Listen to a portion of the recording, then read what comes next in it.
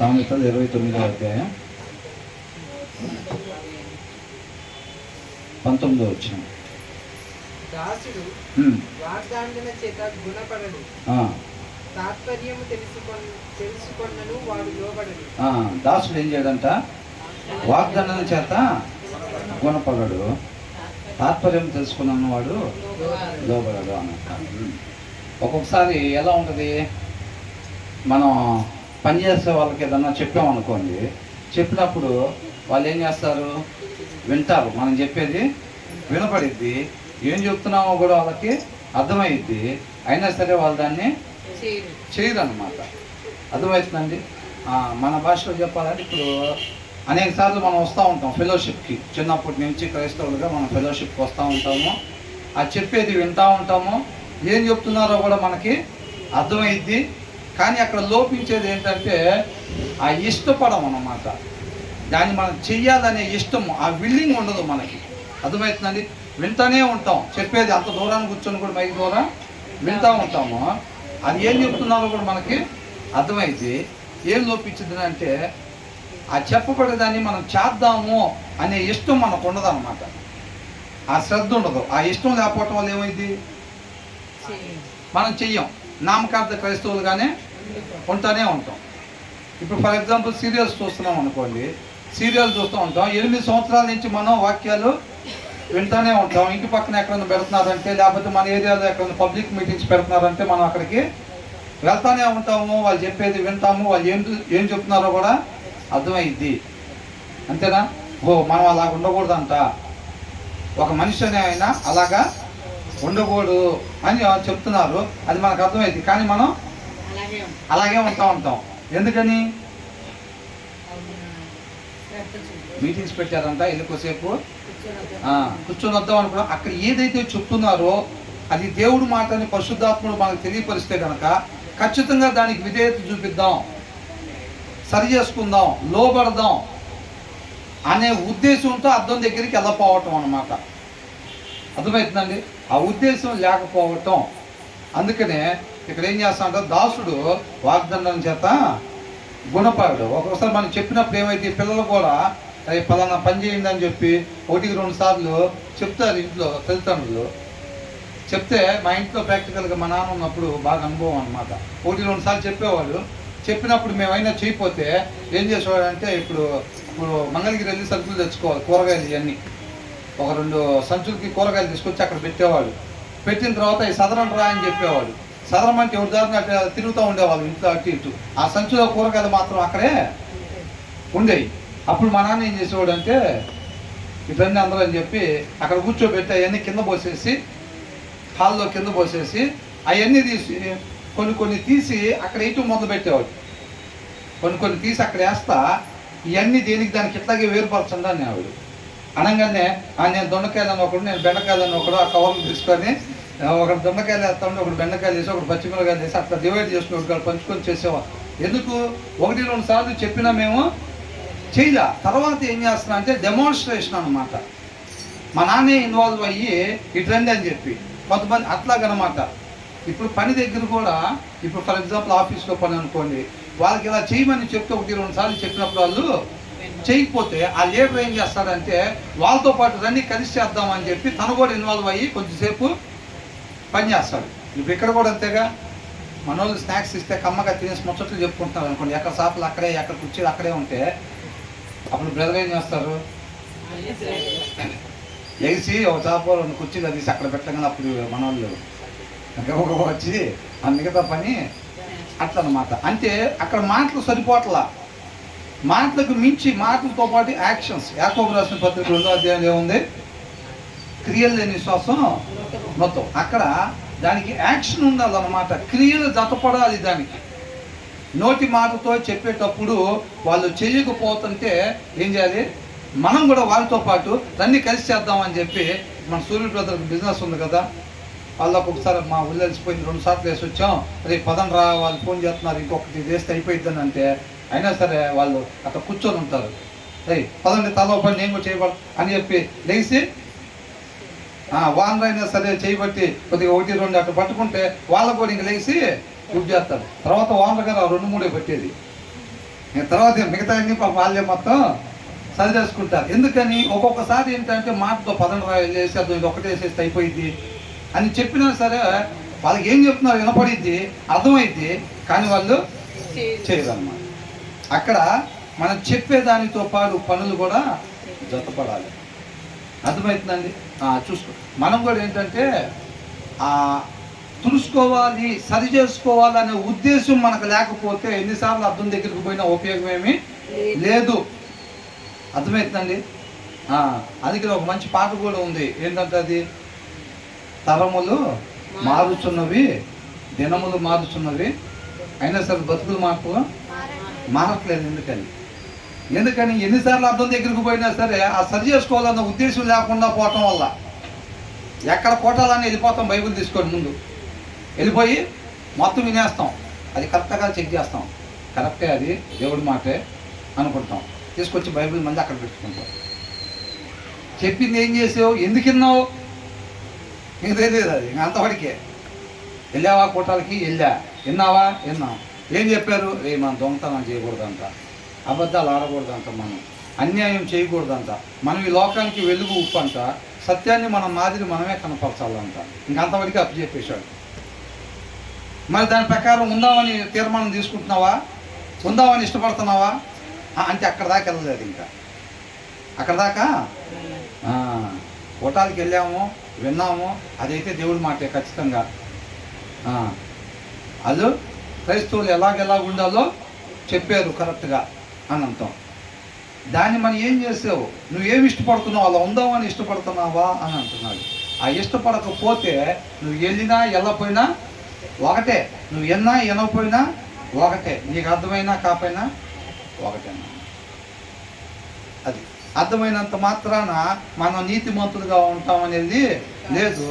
దానికి ఎప్పుడైతే మనం ఇష్టపడి చేసినట్లయితేనే మనం నీతిమంతులు. ఎవరైతే వాక్యాన్ని అనుసరిస్తారో, అర్థమవుతుందండి, వాక్యాన్ని అనుసరిస్తారో వాళ్ళే నీతిమంతులు అన్నారు. చెప్పే వాళ్ళలో కూడా అనేకం ఉంటాయి.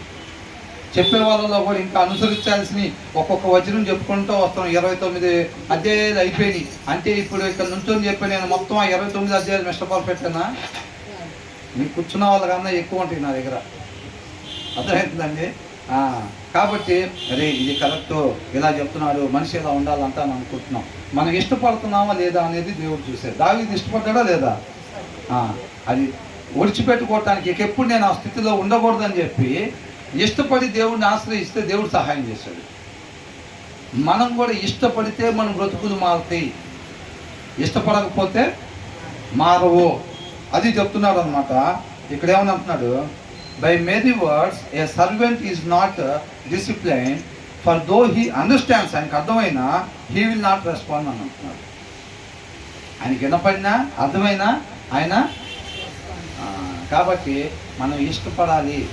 అది దేవుడు మాటని తెలిసిన తర్వాత దాని ప్రకారంగా మనం ఉండాలి. సరి చేసుకోవాలి అన్న ఉద్దేశంతో మనం ఈ అర్థం దగ్గరికి రావాలి. అవునా?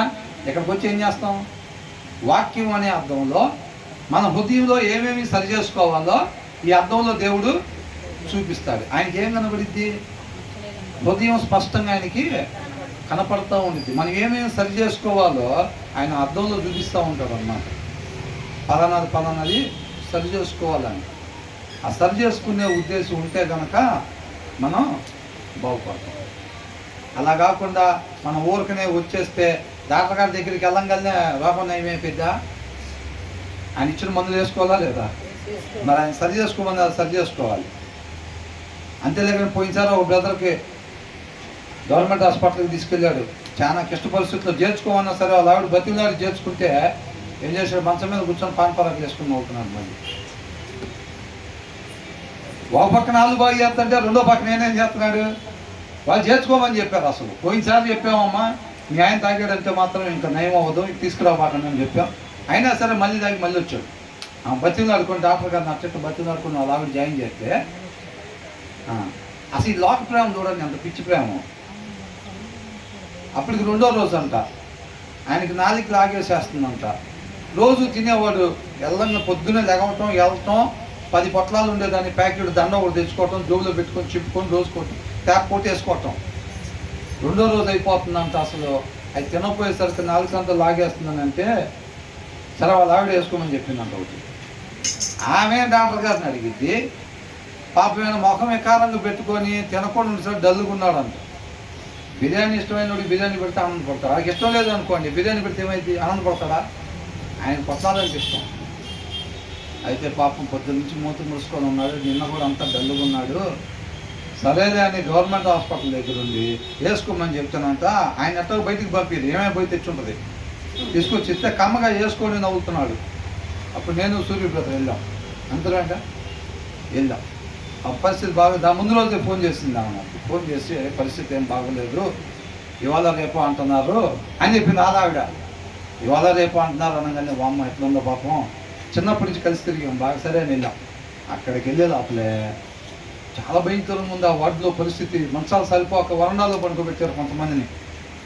వీళ్ళకి ఆల్రెడీ ఇటువైపు సందులో మంచాలు వేశారు, అటు సైడ్ వరండాలో కూడా మంచాలు వేశారు.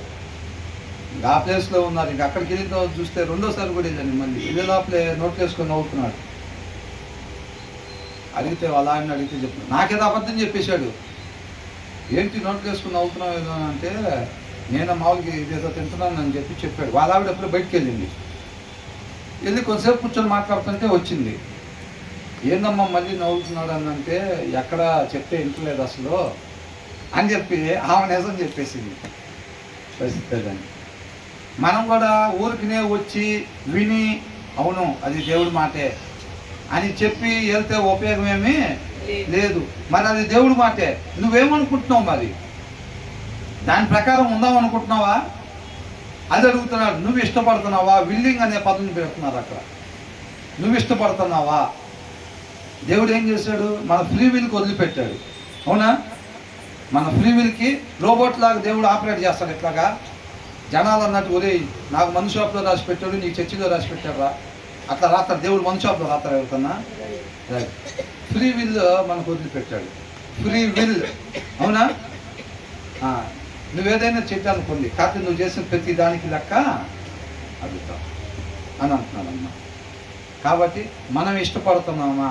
కొంతమంది చూడండి, బిల్లీ గ్రామ్ గారు ఒక్కసారి వెళ్ళారంట చర్చికి. ఆ స్నేహితుడు ఎవరో చెప్తే ఒక్కసారి వెళ్ళారంట. ఆయన వెళ్ళింది ఫస్ట్ దాంట్లోనే నుంచొని చెప్తా ఉన్నప్పుడు ప్రసంగికుడు ఆ అంశంలో వచ్చింది, నువ్వు పాపివి అని చెప్పి ఆ అంశం మీద చెప్తా ఆయన చేయి పెట్టి జనాల వైపు ఎట్లా చూపిస్తా ఏళ్ళు తిన్నగా ఆయన వైపే ఉందంట. ఆయన పాస్టర్ గారు ఎప్పుడైనా ఊటికి 2-3 సార్లు నొక్కిపడి చెప్తా ఉంటారు కదా, అట్లాగే నువ్వు పాపివి అని అంటే ఏళ్ళు కరెక్ట్గా ఆయన వైపే ఉందంట. చూసి అసలు ఆయన లోపల చాలా ఇదైపోయి, నిజంగానే నేను పాపిని, నేను ఈ స్థితిలో ఉన్నాను అదని ఆ మాట ద్వారా సంధించబడి అక్కడి నుంచి ఆయన మారు మనసు పొందుకోవటం జరిగింది. ఆయన ఫస్ట్ వచ్చిన మీటింగ్స్ అయ్యి ఒక్క ప్రసంగంలోనే చూసారు అట్లా మార్పు చెందుకున్నారు. మరి కొంతమంది చూస్తే ఎట్లా ఉంటుంది?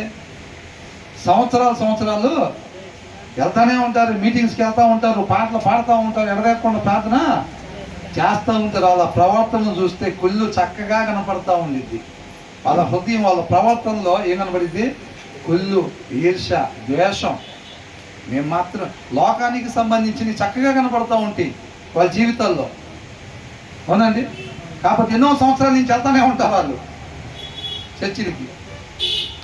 అది అని అంటున్నాడు. కాబట్టి మనం ఇష్టపడకపోతే మనం వచ్చినా బయట కొంతమంది రాకుండా తిరుగుతున్నారు చూసారండి, వాళ్ళకి మనకి తేడా ఏమీ లేదు. మనకు వచ్చినంత మాత్రాన ఒరిగేది కూడా ఏమీ లేదు.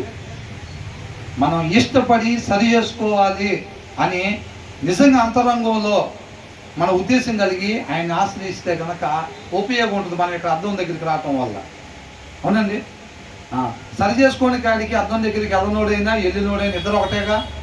మరి వాక్యం దగ్గరికి సరి చేసుకునే ఉద్దేశం లేకపోతే మనం వచ్చినా కొంతమంది రాకుండా బయట తిరిగినా ఇద్దరు సమానమే, 1% కూడా తేడా ఏమీ లేదు. అది చెప్తున్నారు అన్నమాట. నువ్వేం ఇష్టపడుతున్నావు, నువ్వు వింటున్నావు, నీకు అర్థమవుతుంది. మరి ఏమనుకుంటున్నావు? ఇప్పుడు సరి చేసుకుందామని అనుకుంటున్నావా, ఇష్టపడుతున్నావా అని అడుగుతున్నాడు దేవుడు. ఏం చెప్తాం? ఇంతమందిలో అడుగుతున్నారు కాబట్టి బ్రదర్ ఇష్టపడుతున్నామని చెప్దాం. ఎందుకంటే ఒక మనిషి ఉండాల్సిన విధానం ఇష్టపడుతున్నారు అని చెప్పాలి కదా, కాబట్టి ఇష్టపడుతున్నారని చెప్దాం, ఏముంది, అంతేనా? అది మనల్ని మనం ప్రశ్నించుకోవాలి. మన జనాలు దాని కింద వచనాలు కూడా ఉంది కానీ దాని కింద వచనాల్లో జనాలు ఏమనుకుంటారో అని ఉండేవాడంట. అది శాశ్వతంగా ఉండడంట, భద్రంగా ఉండడంట. దేవుడి మీద నమ్మకం మనం ఉండాల్సిన విధానం ఇది అనుకుని ఎవరైతే ఉంటారో జనాలు ఏదైనా అనుకొని ఒక మనిషి ఉండాల్సిన విధానం అయితే ఇది, నేను దాని ప్రకారం ఉంటానని అనుకునే వాళ్ళు సురక్షితంగా ఉంటారంట. అర్థమవుతుంది? కాబట్టి వాళ్ళ కోసం వీళ్ళ కోసం అనేది కాదు, మనం ఉండాల్సిన విధానం అనేది దేవుడి కృపను బట్టి మనకి తెలియపరుస్తున్నాడు. మనం ఎప్పుడైతే ఆ రీతికి ఉంటామో ఆయన కొలికలోకి ఆయన స్వరూపంలోకి వస్తాం కాబట్టి రేపు ఆయనతో పాటు ఉంటానికి మనల్ని సెలెక్ట్ చేసుకుంటాడు ఆయన. అవునా? కాబట్టి ఏమంటున్నాడు ఇక్కడ, మళ్ళీ ఒకసారి చదవండి. దాసుడు వాగ్దానం చేత గుణపడడు, తాత్పర్యము తెలుసుకొనును వాడు లోబడడు. వాడు లోబడ్డు. ఎందుకు లోబడ్డు? ఇష్టపడతలేదు కాబట్టి. అవునా? ఇష్టపడట్లేదు కాబట్టి విన్నాడంట. ఏమవుతుంది? వాగ్దానం విన్నాడు, దాని తాత్పర్యం తెలుసుకున్నాను అంటే తాత్పర్యం కూడా అర్థమవుతుంది. అవునా? అర్థమైనా సరే ఏమవుడంట? లోబడు. అంటే ఇష్టపడట్లేదు అన్నమాట. ఎన్ని సంవత్సరాలు వచ్చినా కానీ మళ్ళీ ఇంటికి పోగానే ఆ టీవీ సీరియల్ ఆన్ చేస్తే నీకు ఉపయోగం ఏముంది? అర్థమవుతుందండి? అట్లాగా మాట తీరు మారపోతే చర్చికి వెళ్ళి వస్తూ ఉంటాడు, ఎవడన్నా కొద్దిగా కోపం వచ్చేటట్టుగా రెచ్చగొట్టాం కానీ ఫటా ఫటా ఫటా ఫటా 4-5 మాటలు వెళ్ళిపోతాయి. ఎన్ని సంవత్సరాలు పోయినా ఇంక అంతే. 6 సంవత్సరాలు పోయినా, 8 సంవత్సరాలు పోయినా, 10 సంవత్సరాలు పోయినా ఎవడన్నా కోపం తెప్పి ఏం కానీ ఇంకేం లేదు, 4-5 మాటలు లోక సంబంధమైన మాటలు వెళ్ళిపోతాయి. అవునా కదా? అది మనం ఇష్టపడుతున్నాం లేదు, సరి చేసుకోవటానికి ఇష్టపడితే సహాయం చేస్తాను అంటున్నాడు. అలా ఇష్టపడకపోతే నువ్వు ఎన్ని సంవత్సరాలు వచ్చినా ఉపయోగం ఏమీ లేదు. తర్వాత ఏమంటున్నారు? ఆతురపడి మాట్లాడి వాడిని చూచితివా, వాని కంటే మూర్ఖుడు సులువుగా గుణపడు. చూసారా? ఏంటంటే తొందరపాటు మాటలు మాట్లాడతారు. చూసారా? కొంతమంది పెద్ద పెద్ద గొడవలకు దారి చేస్తాయి. ఒక్క మాట ఆ మాట అనటం వల్ల విడాకులు దాగిపోయింది. ఒక్కోసారి పోయితే పదా అది లోపల పెట్టుకుంటారు. ఆ మాట మనసులో ఆ మాట పెట్టుకుంటాడు. అమ్మాయి తరపున వాళ్ళ నాన్న ఈ మాట అన్నాడు, ఆ మాట వల్ల నేను ఇట్లా అయ్యాను అంటాడు. చూసారా? ఒక మాట ఎక్కడ దెబ్బతీసింది? రిలేషన్స్ని దెబ్బతీసి. చిన్న నాలికే, నరం లేకుండా ఉండేది చిన్న నాలికే. కాకపోతేనంట అది ఒక నిప్పు రవ్వ పెద్ద పెద్ద అడవుల్ని ఎట్లాగా తగలబెట్టిద్దో ఈ చిన్న నాలిక అంట అంత నష్టం చేకూర్చింది. దాన్ని వాడాల్సిన రీతిగా మనం వాడకపోతే, మన మొబైల్ గురించి అనుకుంటున్నాం చూసారా? మొబైల్ని వాడటం చేత అయితే ఆ జ్ఞానం కానీ మనం పొందుకోగలిగితే దేవుడి దగ్గర దాన్ని బ్రహ్మాండంగా మనం ఆత్మీయంగా బలపడటానికి, అనేక మందిని ఆత్మీయంగా బలపరచడానికి ఉపయోగించవచ్చు. అర్థమవుతుందండి? ఒక చాకుని కూడా వాడటం వచ్చింది అనుకోండి, మనకి ఏమైంది? రోజు చక్కగా వంట చేసుకొని మనం బతకచ్చు. అవునా కదా? దానికి వాడటం రాకపోతే నష్టం జరిగితే లేదా? మొబైల్ కూడా అంతేనా కదా? అవునా? కాబట్టి నాలుకను కూడా వాడటం తెలియకపోతే ఏమైంది? ఎంతో నష్టం కలిగిద్ది అన్నమాట. ఆతురపడి మాట్లాడేవాడిని చూచితివా, వానికంటే అంత ఎవరు? మూర్ఖుడు, హృదయంలో వాక్యం లేనాడు. కాకపోతే ఆ మూర్ఖుడు నేర్చుకొని మార్చుకోవటానికి అవకాశం ఉంది, కానీ తెలిసి తొందరపడేవాడు ఉన్నాడు. చూసారండి? వాడు మాట్లాడ కష్టం. వాడు ఎన్ని టైం ఎవడో ఒకరి మీద కోపపడతా ఉంటాడు, తొందరపడతా ఉంటాడు. వాడి కాడికి వెళ్ళి ఎవడు చెప్పాలన్నా సరే చెప్పే పరిస్థితి ఉండదు, ఆయన రిసీవ్ చేసుకునేది కూడా ఉండదు. అట్లాంటి వాడి దగ్గరికి వెళ్ళి తొందరగా వెళ్ళి చెప్పాలంటే చెప్పలే. కానీ తెలియనోడికి మనం చెప్పొచ్చు. వాడు ఒకవేళ నేర్చుకొని మార్చుకోవటానికి అవకాశం ఉన్నది. కాబట్టి మూర్ఖుడన్నా సులువుగా మారుతాడేమో, కానీ ఈ తొందరపాడుతున్నాం అవతల వాళ్ళు 2 నెలల లోపలే మనం 10 అనాలి అనే తత్వం ఎవరికైతే ఉండిద్దో అది ఖచ్చితంగా నష్టానికే దారితీస్తుంది. వాడిని మార్చడం కష్టం. ఎందుకంటే ఇక అట్లా మాట్లాడేవాడి దగ్గరికి వెళ్ళి మనం పోయి వినండి, వాడు మీరన్నా పోయి మాట్లాడపోయారా అంటే ఏం చెప్తారు? వినండి. అసలు మనం పోయామంటే ఇంక నోరేసుకొని మీద పడిపోతాడు అంతే. అనవసరం మనం పోయినా కానీ వినడం. ఏం ఆలకించడం మనం చెప్పేది, అవతల వాడు చెప్పేది ఏమి ఆలకించడం, ఇంకా అనవసరం అన్నంత. అంటే అది చాలా డేంజర్ జోన్ అన్నమాట. అది చాలా డేంజర్ ప్యాటర్న్లో మనం ఉన్నట్టు. అంటే అవతలోళ్ళు మనకి చెప్పటానికి, మనకి మేలుకరమైంది చెప్పటానికి అవకాశం లేకుండా మనం రిజెక్ట్ చేస్తున్నట్టు, దాన్ని అర్థం పెట్టుకుంటున్నట్టుగా. అర్థమవుతుందండి? కొద్దిగా ఇటు వినాలండి. ఏంటంట, అవతలోళ్ళు మనకి చెప్పటానికి లేకుండా మనం ఏం చేస్తాం, అది అద్దెకిస్తుంది అనమాట. మనకి మేలైంది చెప్పడానికి లేకుండా అది అద్దెకిస్తుంది. కొంతమంది ఏం చేస్తారంటే చాలా ప్రైవేట్ లైఫ్గా ఉంటారు. అంటే ప్రైవేట్గా అంతా ఎవరికి బట్టి వాళ్ళని మాట్లాడనీయకుండా, ఎవరితో పడితే వాళ్ళు మాట్లాడకుండా అట్లా ఉంటారు. అట్లాంటి వాళ్ళ దగ్గరికి ఏదన్నా చెప్పాలన్నా కానీ తొందరపడి ఎవరు వచ్చి కూడా చెప్పరు. అర్థమవుతుందండి? అక్కడ దాకా ఎందుకు, ఇప్పుడు మా పార్ట్నర్స్లోనే, మా ఆఫీస్లోనే ఒక అతను చాలా దురుసుగా మాట్లాడతారు అనమాట. అట్లాగా ప్రతిదానికి అట్లాగా అవతల వాళ్ళతో ఇదిగా మాట్లాడతారు. ఒక లోన్ ఇష్యూ వచ్చింది, ఆ లోను ఫలానా కారణం వల్ల లోను అవ్వట్లేదు. అది యువతల వాళ్ళకి తెలిసినా ఆయన చెప్పాలంటే భయపడుతున్నారు. ఎందుకని, ఆయన నోరు వేసుకొని మీద పడిపోతాడు. ఆయన అర్థం చేసుకోడు. ఫలానా దానివల్ల అది రావట్లేదు అని చెబుదామంటే ఆయన వినే పరిస్థితి ఎందన్నమాట. అట్లాగా ఆయనకి తెలిసిందని ఏదో చెప్పేసేస్తూ ఉంటారు. సరే మనం చెప్పటం ఎందుకు, వాళ్ళే చెప్తారులే అన్నట్టుగా ఆగిపోయారు అనమాట. ఆయన తీరు వల్ల ఏమైంది, చెప్పాల్సిన వాళ్ళు కూడా చెప్పకుండా ఆగిపోతున్నారు. కాబట్టి అలా తొందరపాటు మాటలు కూడా కొన్నిసార్లు ఎట్లా దారితీస్తాయి, గొడవలకు దారితీసి, కనుక్కునే దగ్గరికి, రిలేషన్స్ బ్రేక్ అయ్యే దగ్గరికి కూడా దారితీస్తాయి అన్నమాట ఇవన్నీ. కాబట్టి ఆ తొందరపాటుతనం అనేది ఉండకూడదు. అది మాట్లాడేటప్పుడు కావచ్చు, ప్రవర్తనలో కావచ్చు, దేంట్లో అయినా సరే ఆ తొందరపాటుతనం ఉండకూడదు. తొందరపాటులో ఎప్పుడైనా సరే తప్పుడు నిర్ణయాలు తీసుకుంటాం. అవునా? షార్ట్ టెంపర్లో మీరు చూడండి, మనం ఎప్పుడైతే కోపంగా ఉంటామో ఆ టైంలో ఇమ్మీడియట్గా సిచ్యువేషన్ జరగగానే ఇమ్మీడియట్గా డెసిషన్ తీసుకున్నాం అనుకోండి, ఏమైంది, ఎక్కువ శాతం నష్టపోతాం. తర్వాత కొంచెం నెమ్మది పడిన తర్వాత, ఆ పరిస్థితి నుంచి కొంచెం నెమ్మది పడిన తర్వాత మనం దాని గురించి ఆలోచన చేసి డెసిషన్ తీసుకున్నట్టయితే కనుక అది ఖచ్చితంగా కొంత మేలైందిగా అది ఉండిద్ది అన్నమాట. కాబట్టి ఈ పెద్ద పెద్ద కోర్టులో కావచ్చు, వీటిలో కావచ్చు, దాని ఫలానా టైంకి వాయిదా వేసి దానికి సంబంధించి చూసుకొని కరెక్ట్ జడ్జిమెంట్ ఇవ్వాలనే ఉద్దేశం చూస్తారు. ఇంకొకటి, ఇమీడియట్గా ఎవరైనా పెద్దల్ని ఆశ్రయించినప్పుడు కూడా ఏదైనా గొడవ అయినప్పుడు దానికి ఏదైనా ఇమీడియట్ జడ్జిమెంట్ ఇవ్వమని పెద్దల దగ్గరికి వచ్చినప్పుడు కూడా వాళ్ళు దాన్ని పోస్ట్ పోన్ చేస్తారనమాట. జడ్జిమెంట్ పోస్ట్ పోన్ చేసినప్పుడు ఏంటంటే దాని తీవ్రత తగ్గిద్ది, దాన్ని వాట్ ఈజ్ వాట్ అనేది చూసుకొని చేయగలుగుతారు. ఈయన జడ్జిమెంట్ చెప్పినా సరే అక్కడ ఇంకా పెద్ద గొడవలు అవ్వకుండా ఉంటాయి. అట్లాగని మా సమాధానం ఏర్పడింది. కాబట్టి తొందరపడితనం ఉండకూడదు. దేవుడి జ్ఞానాన్ని బట్టి, వివేకాన్ని బట్టి, సామెతలు మొత్తం కూడా ఏంటి, ఆయన జ్ఞానం వివేకాలను బట్టి మనిషి నడుచుకోవాలి తప్ప ఈ లోక జ్ఞానం, లోక వివేకం పనికిరాదు. అది ఖచ్చితంగా నష్టానికే తీసుకెళ్ళిద్ది అనమాట. కాబట్టి మూర్ఖుడి కన్నా భయంకరం అంట. అవునా? మనం అంత ముందు వచనాల్లో ధ్యానించుకుంటుంటే మూర్ఖుడు అనేవాడి స్టేజే చాలా భయంకరమైన స్టేజ్. ఈ తొందరపాటు అనేది ఏమైతుందంటే ఆ మూర్ఖుడి కన్నా ఇంకా భయంకరమైన స్టేజ్ అనమాట. అది అర్థమవుతుందండి?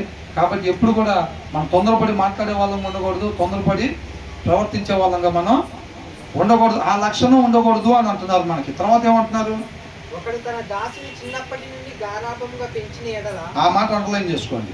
ఏంటంట, ఇప్పుడు చదువుకున్న దానికైతే 20వ వచనంలో తొందరపాటు అండర్లైన్ చేసుకోవాలి. తొందరపాటు అనేది మనకు ఉండకూడదు. అర్థమవుతుందండి? అవతల వాళ్ళు మాట్లాడుతుంటేనే ముందు సమాధానం ఏదో చెప్పాం, వాడు చెప్తుంది అది కాదు, అసలు వాడు అడిగేది అది కాదు. కొంతమంది ఎగ్జామ్స్లో కూడా ఏం చేస్తారు, క్వశ్చన్ కొద్దిగా చదివేసి ఏం చేస్తారు, ఇది ఫలానాది అనుకుంటా అని ఆన్సర్ రాసేస్తాడు. తీరా వాడు చూస్తే వాడు ఏదో దాన్ని వాడు తీసుకునేది తర్వాత మళ్ళీ ఇంకా ఎక్స్టెన్షన్ ప్రశ్న ఉంటుంది అన్నమాట. ఏం చదవడు. అవునండి? ఇప్పుడు ఆ టిప్పు సుల్తాన్ చేసిన యుద్ధాల గురించి ఉండొచ్చు, ఆయన పుట్టుకు గురించి ఉండొచ్చు, ఆయన జీవిత విధానం గురించి ఉండొచ్చు. టిప్పు సుల్తాన్ ఓకే ఇది మనకొచ్చు అని చెప్పి ఆయన యుద్ధాల గురించి రాసేసారు అనుకోండి, ఆయన పుట్టుకు గురించి రాయమని తర్వాత ఎక్స్టెన్షన్ మనం చదవాలి కదా. మా చదవలేదు అనుకోండి, ఏమైంది, మొత్తం కొట్టేసి శుభ్రంగా 0 వేసి పెట్టేస్తాం. అవునా? కాబట్టి అవతల చెప్పేది కూడా మనం వినాలన్న.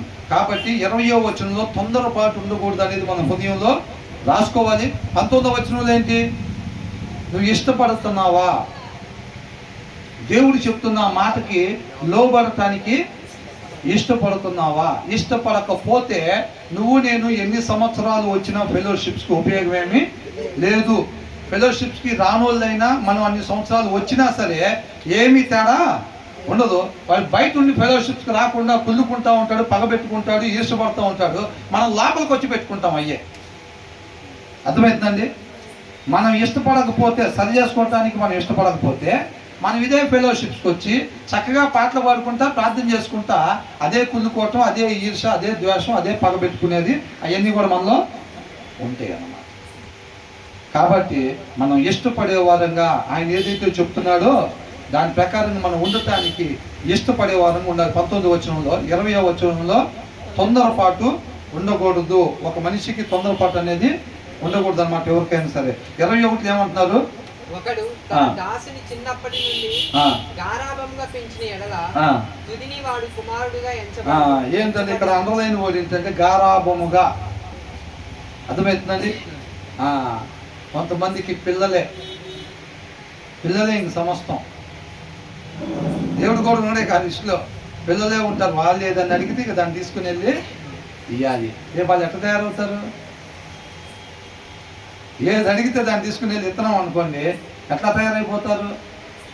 గారాబం. ఇప్పుడు పనుల్లో, ఇప్పుడు ఫర్ ఎగ్జాంపుల్ ఇంట్లో పని చేయడానికి వచ్చారండి, ఆమె గిన్నె కడగాలి. ఆమె గిన్నె కడిగితేనే దాని ప్రకారంగా మనం తర్వాత రోజు తినటానికి ఉండిద్ది. అట్లా కాకుండా ఆ ఉద్దినమ్మ కూర్చో, ఏం కడుగుతావులే కూర్చో, ఏం ఉతుకుతావులే కూర్చో బట్టలు అని అన్నాం అనుకోండి, ఏమైంది? తర్వాత తినడానికి ప్లేట్లు ఉంటాయా? కట్టుకోవడానికి బట్టలు ఉంటాయా? ఉండవు. దానికి కూడా దేవుడి జ్ఞానం కావాలండి. అర్థమవుతుందండి? దయగా చూడాలి ఆ పనుల్ని. మనం అట్లా అని చెప్పి బానిసలుగా మనం చూడకూడదు.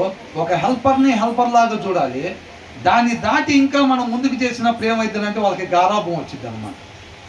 వాళ్ళు చేయాల్సిన పని చెప్పినా సరే వాళ్ళు తర్వాత చేసే పరిస్థితి ఉండదు, తిరుగుబాటు చేస్తారు వాళ్ళు. ఇంకా అర్థమవుతుందండి? రోజు చెప్పకుండా ఇవాళ ఏంటి అని అనుకుంటే, ఆ 6 దాకా అయితే రోజు 4 పంపించేస్తున్నాం అనుకోండి, ఒకరోజు 6 దాకా ఉండాల్సి వస్తే ఏమంటారు? ఆ రోజు 4 కదండి నేను వెళ్ళేది అని అడుగుతారు. అసలు లెక్క అయితే రోజు 6 గంటల దాకా ఉండాలా? ముందే మనం 4 వెళ్ళే పంపిస్తున్నాం. ఇక ఒక రోజు వచ్చి 4 కదా సార్ నేను వెళ్ళేది, రోజు 6 దాకా ఉండమంటారు నేను సార్ అని అడుగుతారు అన్నమాట. అర్థమవుతుందండి? కాబట్టి ఎవరైనా సరే గారాభం చేస్తే మాత్రం ఖచ్చితంగా అది నష్టానికే దారి తీసిద్ది. A servant pampered from youth will turn out into insolent అని అంటున్నాడు. టు బి ఇన్సోలెంట్ అని అంటున్నాడు అన్నమాట. A servant pampered from childhood will become a rebel. అర్థమవుతుందండి?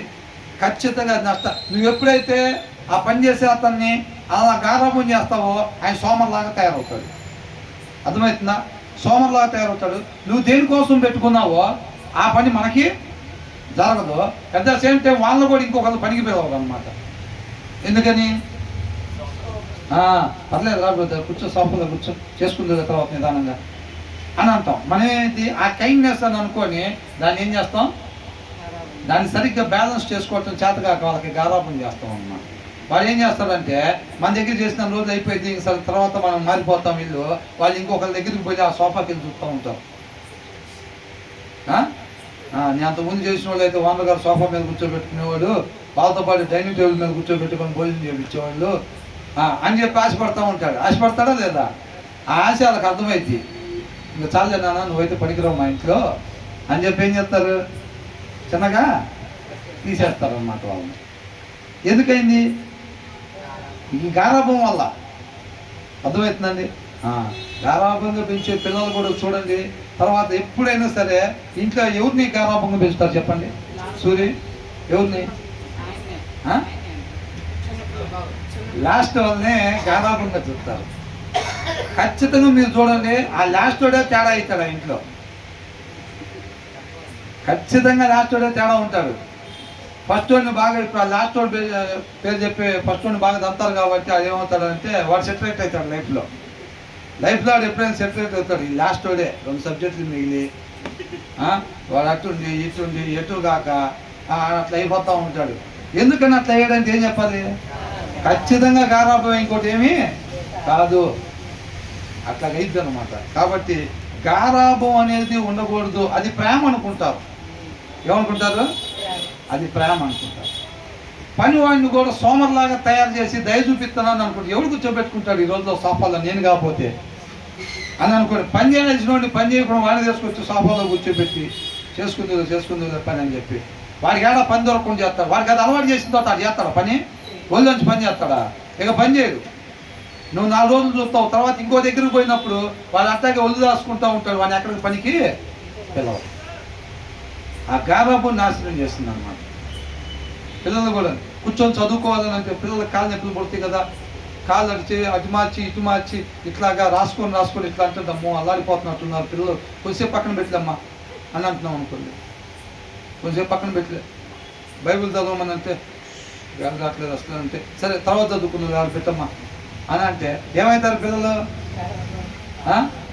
ఆత్మీయంగా ఏముండదు. అవునా కదా? ఈ చదువుల పరంగా చూస్తే చదువులు కూడా ఏముండవు. ఈ రోజుల్లో పిల్లలు చాలా తెలియగల వాళ్ళు. అసలు ఇక్కడ నేను బాగా ఇష్టం వాళ్ళ అమ్మ మొహం చూడని అమ్మ ఆడిపోతుంది, బాగానే వర్కౌట్ అవుతుంది అనుకుంటారు. వాళ్ళు కూడా ఇక చదువు అమ్మ అంటే ఇంకా పుస్తకాలు ముందేసుకొని అంటారు, అమ్మ అల్లాడిపోతుంది అనుకుంటారు, బాగానే వర్కౌట్ అయిందని అనుకుంటారు. పడుకోమ్మ కొంచెంసేపు పడుకొని తర్వాత చదువుకుంది, రేపు పొద్దున్న చదువుకోవాలి మరి అంటే అలాగే అంటారు, వెళ్ళిపోయి పడుకుంటారు. పిల్లలకి తెలుసండి, పిల్లలకి ఖచ్చితంగా తెలుసు. నేను అట్లాగంటే ఖచ్చితంగా మా అమ్మేది పడుకోమనిద్ది. రేపు నేను తవ్వటానికి మా అమ్మే కారకురాలన్న విషయం తెలియదు కానీ పిల్లలకి. కొంతమంది ఇళ్ళల్లో తల్లులు ఉంటారు, కొంతమంది ఇళ్ళల్లో తండ్రులు ఉంటారు, అల్లాడిపోతూ ఉంటారు అసలు పిల్లల్ని చూస్తే. తండ్రులు కొంతమంది ఇళ్ళల్లో. అవునా? కాబట్టి అది జాగ్రత్తగా మనం చూసుకోగలగాలి.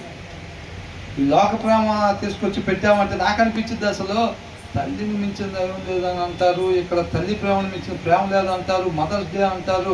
నాకు కొంతమంది తల్లిని పెంచుతుంటే లేకపోతే ఆ పిల్లలు చూస్తూ ఉంటాం కదా, అది చూసినప్పుడు అనిపించింది ఓరే నాయన ఎంతమంది పిల్లలు చెడిపోవటానికి తల్లులు కారణం. అసలు ఎంతోమంది అసలు నిజంగా గారాబం వల్లే తెలియక, ఆ దేవుడి జ్ఞానం లేక ఎంతమంది. కొంతమంది అయితే తండ్రులు, అవునండి, డైలీ నాన్ వెజ్ వాడికి ఏం సహకరించిద్దండి శరీరం? అది ఏం సహకరించింది? పిల్లడు బలంగా ఉంటాడు అని అంటాడు. ఆత్మీయత గాలికి వదిలి పెడతారు. అర్థమవుతుందండి? అట్లా కాకుండా ఇక్కడ ఏమని అంటున్నాడు? గారాబం చేయకూడదు. దేవుడికి మనం ప్రార్థన చేసేటప్పుడు అది అడగాలి, ప్రభా నీ జ్ఞానాన్ని దయచేయి ప్రభా, పిల్లలకి గారాబం రాకుండా ఎలా పెంచాలో అలా పెంచే జ్ఞానాన్ని దయచేయమని చెప్పి మనం ప్రార్థన చేసుకోవాలి. ఏం లేదు, ఏదైతే మన అంతా మనకు తెలిసిద్దా లేదా పలానా దగ్గర సరి చేసుకోమని దేవుడు వాక్యం అనే అర్థంలో చూపిస్తూ ఉంటాడు. వాక్యం అనే అర్థంలో దేవుడు మనకి చూపిస్తూ ఉంటాడు. అవునా? మనం మోకరించినప్పుడు వాటి గురించే, ప్రభా పలానా విషయంలో ఇప్పుడు నేనున్నానండి, ఎక్కడికి ఆలస్యంగా వెళ్ళకుండా టయానికి వెళ్ళే కృపను దయచేయమని చెప్పి నేను ప్రార్థన చేసుకోవాలి. అవసరానికి మించి తినకుండా కృపను దయచేయమని ప్రార్థన చేయాలి. ఎవరన్నా చెప్తే కరెక్షన్, ఏదైనా చెప్తే నేను చెప్పాలే కానీ నాకు ఎవరైనా చెప్తే కరెక్షన్ రిసీవ్ చేసుకోవాల్సిన రీతిగా నేను రిసీవ్ చేసుకునే కృపని దయచేయమని చెప్పి ప్రార్థన చేయాలి. ఈయన కాదా పిల్లలకు ఫీజులు కట్టడం కాదు, నీ జ్ఞానాన్ని మాత్రమే పొందుకొని నీ నామానికి మహిమకరంగా దాన్ని ఉపయోగించే కృపను దయచేయమని ప్రార్థన చేయాలి. ఇప్పుడు ఇవన్నీ కూడా మనం చేయాలా లేదా?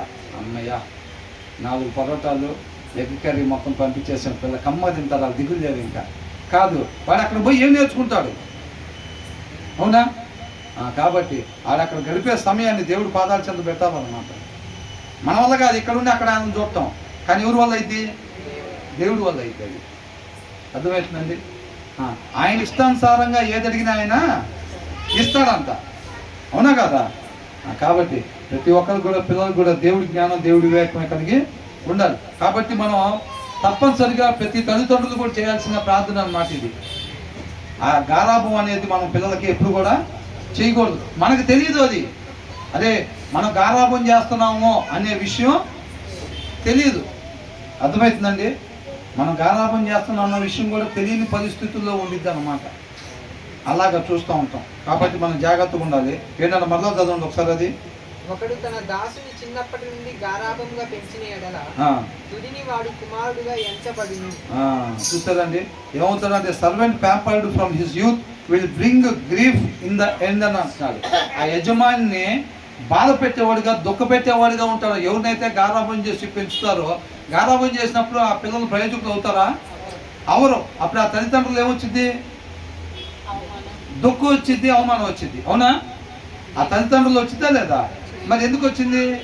ఇలా గారాబం చేసి పెంచారు కాబట్టి రేపటి ప్రయోజనకులు లేదు. మనం ఏం చేస్తాం? గారాబం చేస్తాం, వాడు స్టేట్ ఫస్ట్ రావాలని చూస్తాం. ఏం చేస్తాం? వాడికి 4 చపాతీలు పెడతాం, వాడు ప్రార్థన చేయాలి బాగా అనుకుంటాం. పెట్టేదేమో శరీరానికి, కోరుకునేదేమో ఆత్మీయంగా. అవునా కదా? వాడికి కావాల్సినట్టుగా కమ్మగా ఏసీలో ఉన్నాం. ఏసీలో పెట్టి పిల్లోని ఇవి చూడాలండి కొద్దిగా. పిల్లోని నువ్వు ఏసీలో పెట్టినప్పుడు నువ్వేం చూడాలి? వాడు రంగు వస్తున్నాడా లేదా, ఆరోగ్యంగా ఉంటున్నాడా లేదా, అది చూసుకోవాలి. అవునా కదా? నువ్వు దానికి సంబంధించింది పెట్టావు, కానీ మనం ఏం చూస్తాం? ఆత్మీయంగా చూస్తాం. వాడి దేవుడి జ్ఞానం బాగా వస్తుందా లేదా ఇది చూస్తాం. వాడి కడుపు నిండా అన్నం పెడతాం, ఒళ్ళు చూడాలి. అప్పుడు ఒళ్ళు చూడకుండా ఏం చూస్తారు? మళ్ళీ ఆత్మీయత చూస్తారు. పెట్టేదేమో శరీరానికి, చూసేదేమో నీకు అవుట్పుట్. వాళ్ళు ఆత్మీయంగా ఉండాలన్నప్పుడు నువ్వు పెట్టాల్సిన ఆహారం ఏంటి? ఆత్మీయ ఆహారం పెట్టాలి. నువ్వు ఆత్మీయ ఆహారం పెట్టు, అవుట్కమ్ ఏం చూడాలి? ఆత్మీయత చూడు. వాళ్ళ జీవితంలో నుంచి ఆత్మీయత కోరుకో, ఆత్మీయ ఆహారం పెట్టు. శరీరానికి పెట్టినప్పుడు ఏం చూడాలి? శరీరమే చూడాలి, అదే కనపడిద్ది. మనం ఏం చేస్తామంటే శరీరానికి పెట్టి ఆత్మీయంగా ఉండాలి పిల్లలు అని చెప్పి ఎదుగుతూ ఉంటాం, ఎక్కడ వాళ్ళ జీవితాల్లో కనపడదు. నిజంగా మన పిల్లలు నిజంగా వాక్యానుసారంగా ఉండే తల్లిదండ్రులు అయితే వాళ్ళ పిల్లలు వాక్యాన్ని అనుసరిస్తున్నారన్న విషయం ఎలా తెలిసినప్పుడు ఇది ఆనందపడతారని. వాళ్ళు ఎప్పుడు అనుసరిస్తారు? వాళ్ళు శ్రద్ధ పెట్టి వాక్యాన్ని చదువుతుంటే దాన్ని బట్టి వాళ్ళు అనుసరిస్తారన్నమాట. కాబట్టి మనం చక్కగా శ్రద్ధ పెట్టి వాళ్ళు చదివేటట్టుగా మనం వాళ్ళని నడిపించాలన్నమాట. అర్థమవుతుందండి? తర్వాత ఏమంటున్నారు? 19వ వచనంలో ఏం చూసాం? దేవుడు ఏదైతే చూపిస్తున్నాడో దాన్ని మనం మార్చుకోవడానికి, కరెక్షన్ చేసుకోవడానికి ఇష్టపడాలి. 20వ వచనంలో తొందరపాటు ఉండకూడదు ఎప్పుడు కూడా. 21లో గారాభంగా ఉండకూడదు, మనం కూడా అట్లాగా అవ్వకూడదు అనమాట. అవునా? 22 ఏమనుంది?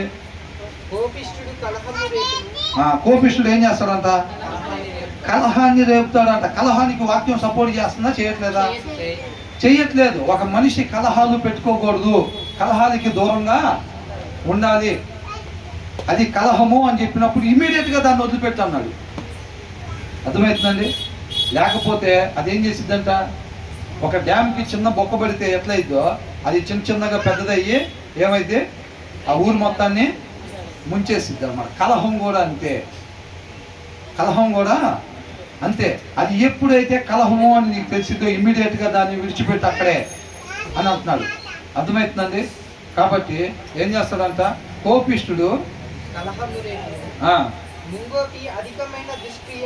దుష్క్రియలు చేయొచ్చా చేయకూడదా? దుష్క్రియలు అంటేనే చేయకూడని క్రియలు అని. అవునా?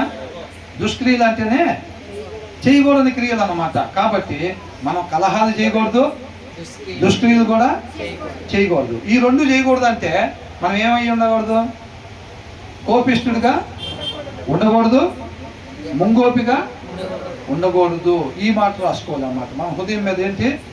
కోపిష్టి వారిగా మనము ఉండకూడదు. చట్మని ఎవరైనా అనగానే కోపం ఎమ్మటే అట్లా అంటుకునేటట్టుగా, గడ్డిమోహం తగలబెట్టినట్టుగా కోపం అట్లా వచ్చేటట్టుగా ఉండకూడదు. మనల్ని మనం కంట్రోల్ చేసుకోగలగాలి.